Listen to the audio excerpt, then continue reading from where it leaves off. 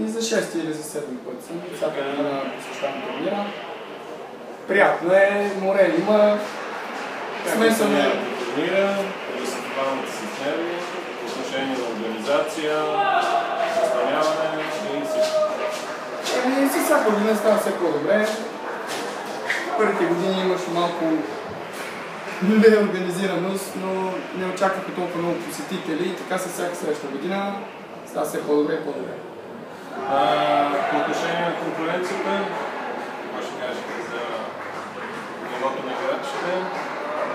С всяка следваща година идват по-добри, повече хора. Сега има повече румънци, добри, руснаци, Мариано Луков, известен. Вашите фаворити, кой ще спечели при опана, при жените, при мъжете? Надявам се съм аз. Габровски. А при жените? При жените Сибел, може би.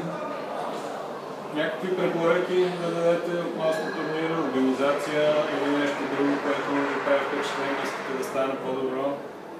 Да, може да се направи турнира още по-голям. В смисъл, могат да вдигнат наградния фонд, да извикат много добри състезатели и така да видят всички нашия хубав курорт и добрите условия, които могат да го представим.